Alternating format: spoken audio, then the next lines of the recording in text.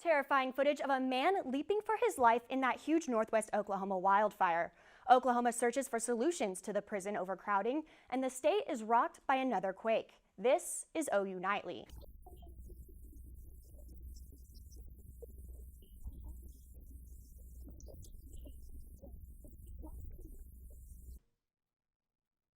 People that gathered here at the library for a lively debate watch party. Now, the majority of those viewers were Clinton supporters, and they showed little respect for Donald Trump.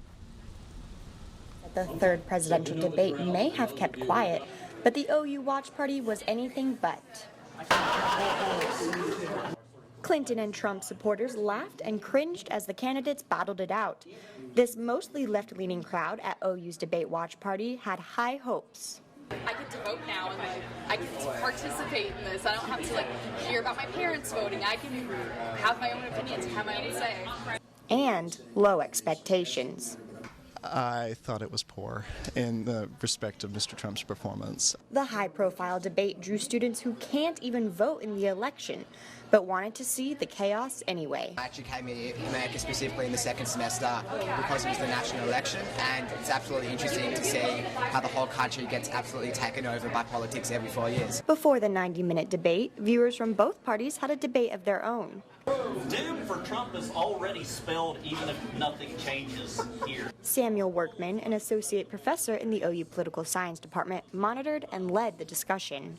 That Clinton can actually lose Florida, North Carolina, and Ohio and still win. He thinks after tonight, Clinton has it in the bag, but even disillusioned Trump supporters aren't giving up hope. You know, I don't think that the man that he is at least presenting himself now is the man that I, signed up for at the very beginning. So maybe my vote has become more of a, an anti-Hillary versus a pro-Trump, but that's still a vote for Mr. Trump. And Workman told me that while this debate might have deepened support for Donald Trump, it didn't widen it at all. Back to you guys. State Question 777 is the right to farm, but some Oklahoma citizens prefer to call it something else. I call this not the right to farm, but the loss of rights. Choctaw Mayor Randy Ross says if 777 passes, non-farming citizens of his town would lose certain rights. It's the loss of my citizens' rights to be able to have some recourse through their city, their county, or their state. Ross says that if a citizen came to him with a problem like a local farm polluting a lake or a river, he'd have to turn them away. And he said even if he didn't have to turn them away, he wouldn't be able to help them because of the proposition's ambiguous language. I would have to say look for a federal government or find an attorney to file suit that you have a compelling interest to why this should be stopped. And I don't know what a compelling interest really means. Tom Buchanan, president of the Oklahoma Farm Bureau and a local rancher, says the question isn't ambiguous at all. Compelling state interest has been defined by case law and case history in Oklahoma as meaning to protect the health, safety, and welfare of the citizens of Oklahoma. Buchanan says his opposition spreads half-truths in order to label 777 as bad for Oklahoma. We live in Oklahoma. Our families live in Oklahoma. We want Oklahoma to be taken care of. Compelling state interest is good language. Ross claims his citizens will lose their rights to protect Oklahoma's environment, for example. But 777 does protect citizens to an extent.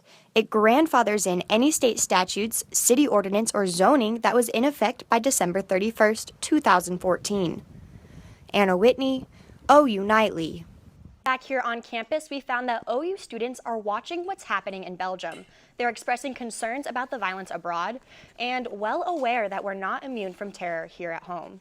Students with disabilities say their campus is not flexible to their needs and are demanding it be changed. The U.S. Geographical Survey recorded another magnitude 4.0 earthquake. A swarm of earthquakes shook Oklahoma again last night. Anger permeated the South Oval yesterday. Remember this face? I won't remember it because you're not important. Hurt and angry students converged upon a man making racist and homophobic comments. They only dispersed after a call from President Boren. Less than 4 hours later, a peaceful gathering of love and unity proved some at OU hold on to the light even in this seemingly dark time. You can snuff out a flame, but this kind of flame will continue to come back. Students and faculty listened to their peers preach perseverance. And it is up to us not to say that it's going to be okay, but to rise to the occasion and to do our part as a contributing member of a community. And encouraging words. As members of this community, I want you to know that your lives matter. As students, I want you to know that your minds matter.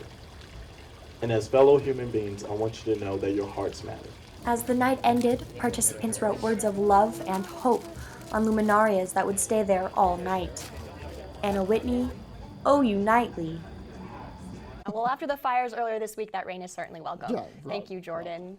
A survey team in Scotland found the Loch Ness Monster. Well, a fake Loch Ness Monster, that is. To see what happens. Thank you so much, Jordan. Make sure you stay warm, Hey, Megan. I'll try. Both of us. Well, thank you for watching OU Nightly, brought to you by the Gaylord College at the University of Oklahoma. We'll see you back here tomorrow night live at 4:30. Have a great evening. Good night.